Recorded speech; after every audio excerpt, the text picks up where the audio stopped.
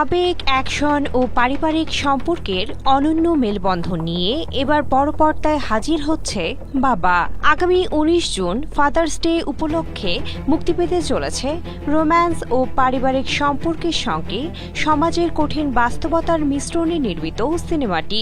খুব একটা ট্যালেন্টেড নই, তো যা করি মন থেকে করি, ভালোবেসে করি। পরিচালক জিৎ চক্রবর্তীর আসন্ন সিনেমাটি নিয়ে এরই মধ্যে শুরু হয়েছে চর্চা।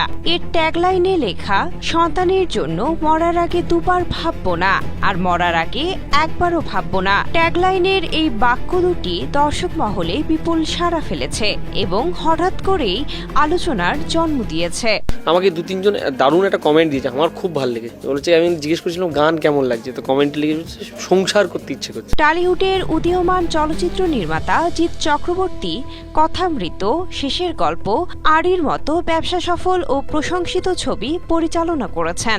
বাবা হতে যাচ্ছে তার পঞ্চম সিনেমা। এর মধ্য দিয়ে তিনি নাম লেখালেন প্রযোজনায়। কাপড় মেলা রোদে খুঁজেছি সব। গৌরব নামের অনাথ আশ্রমে বড় হওয়া এক তরুণ সাংবাদিকের কাহিনীতে নির্মিত হয়েছে সিনেমাটি। কন্যা সন্তানের প্রতি অতিরিক্ত ভালোবাসায় দাম্পত্য জীবনে টানাপোড়েন দেখা দেয়। পাশাপাশি গৌরব জড়িয়ে পড়েন কলকাতার এক শিশু পাচার চক্রের বিরুদ্ধে লড়াইয়ে। কর্মক্ষেত্রের নৈতিক দায়িত্ব এবং একজন বাবার আবেগ, এই দুয়ের টানাপোড়েনে গৌরবের জীবনে চলতে থাকে এক প্রাণপণ সংগ্রাম। আমি বিশ্বাস করি আন্তরিকতা এমন একটা জিনিস যেটা আমি যে কোনো মানুষকে আপন করে নিতে পারি।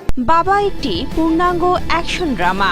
এতে দর্শকরা বিনোদনের পাশাপাশি শক্তিশালী গল্প, আবেগ ও ভিজুয়ালের অভিজ্ঞতা পাবেন। একজন বাবার ভালোবাসা ও দায়িত্ববোধের এক আবেগঘন উপাখ্যান, যা এই ফাদার্স ডেতে দর্শকদের জন্য বিশেষ উপহার বলেই মনে করছেন পরিচালক। বাবা সিনেমায় অভিনয় করেছেন বিক্রম চট্টোপাধ্যায়, কিরণ মজুমদার, অপরাজিতা আড্ড, দেবরাজ ভট্টাচার্য, কাঞ্চন মল্লিক, বিশ্বনাথ বসু সহ অনেকে।